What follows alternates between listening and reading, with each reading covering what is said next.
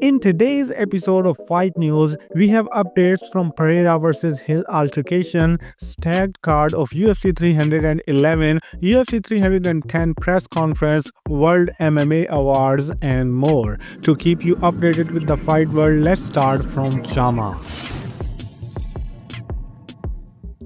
Alex Pereira and Jamahal Hill ran into each other at the UFC PI in Las Vegas and were ready to throw down after a heated altercation. Hill went over to Pereira and started talk about their potential rematch, to which Pereira replied, "Have you woke up yet?" It triggered the altercation and Pereira threw a pair of gloves at Hill and wanted to scrap right there at the gym. Many fans and UFC fighters questions Hill that why he didn't pick up the gloves and fight Alex Pereira after so much shake talk. And Hill replies via his YouTube channel saying he didn't put on the gloves because he wanna get paid when he KOs Alex Pereira. Instead of focusing at his UFC 311 fight against Yuri Prohaska, Hill blasts Khalil Roundtree during an interview. He says Roundtree is not on his level, and if you believe Roundtree can beat him, bet $1 million on it. By the way, Alex Pereira finally breaks the silence about Magomed Ankalaev and explains why he doesn't speak about him. He calls Ankalaev a boring fighter and beating him doesn't do any good to his legacy. Pereira has his sights on a super fight versus John Jones if he gets past Tom Aspinall, but Kamaru Usman thinks Pereira also needs to be tested by Ankalaev's wrestling first. Tom Aspinall is also open for a super fight against Alex Pereira for the undisputed heavyweight belt, which he wants to win by beating John Jones instead of just getting promoted. Aspinall says Jones is not in his prime anymore and is trying to avoid him with lame excuses like he doesn't have enough title fight victories. He asks John Jones that how he is supposed to fight more champions if the champion of his division doesn't want to fight him. UFC 311 got better and becomes the definition of a total stacked card. Beneil Dariush vs Renato Moicano is added on the card as a feature bout, while Tagir Ulanbekov will fight Clayton Carpenter to open the card on January 18th. Paddy Pimblett, who was hoping to get the Moicano fight, now eyes a future matchup with Dan Hooker instead after Moicano's fight announcement. This is now the full card of UFC 311 on January 18th with its official bout order.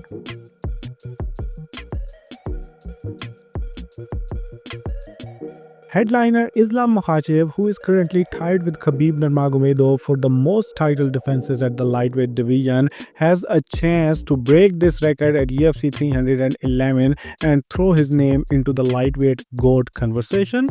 Coach Kavanaugh believes there is a chance for him to outdo Khabib, but it's hard. First, we have news from already happened press conference of UFC 310 hosted by John Anik because Dana White had a Baccarat appointment. Nate Landwehr said he had a suit tailored for the press conference and was bummed he didn't get the invite. Only 6 fighters were invited at the press conference from the last 3 fights. Garry responds to Shavkat calling him delusional yesterday and says what matters to him is getting his hand raised and showing the world that he was right every single time. Garry says his dream scenario would be to beat Shavkat early and go to UFC Tampa to beat Colby Covington's ass, but he won't do it because he's afraid of me. Garry also highlights the record-breaking stat he and Shavkat are delivering at UFC 310.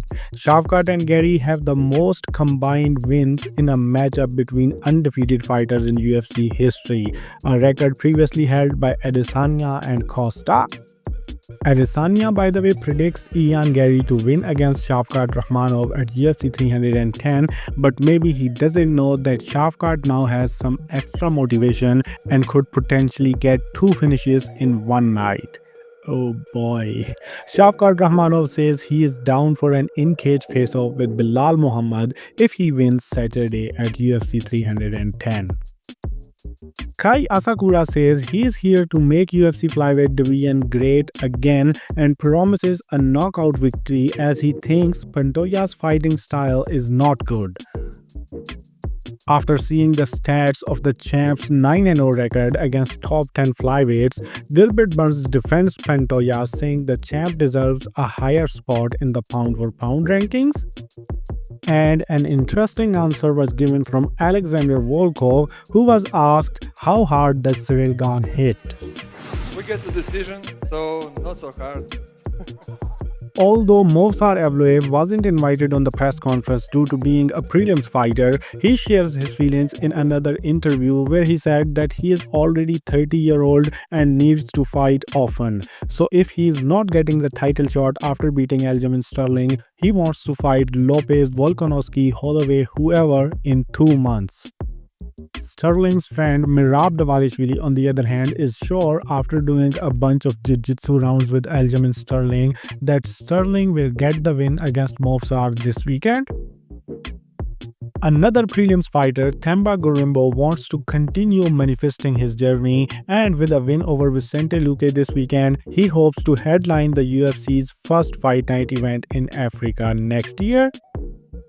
Vicente Luque also knows that Themba Gorimbo fight makes way more sense than his original opponent Nick Diaz, despite the hype the Diaz brothers bring. At UFC 310 weigh-ins show, 2 fighters missed weight. Brian Battle came in 4 pounds overweight for his welterweight bout with Randy Brown, while Anthony Smith was 1.5 pounds over for his fight with Dominic Reyes. Smith then made weight on his second attempt, but Battle couldn't. Randy Brown, after seeing that, went off on his opponent's unprofessionalism, but then accepted the fight with the condition that Brown will receive 30% of Battle's purse at UFC 310. By the way, there has been a UFC 311 press conference after the UFC 310 official weigh-ins. Both champs and their opponents were there to answer some questions, but before the start of the conference, Merab Dvalishvili and Umar Nurmagomedov nearly got into a physical confrontation backstage when doing media to promote UFC 311.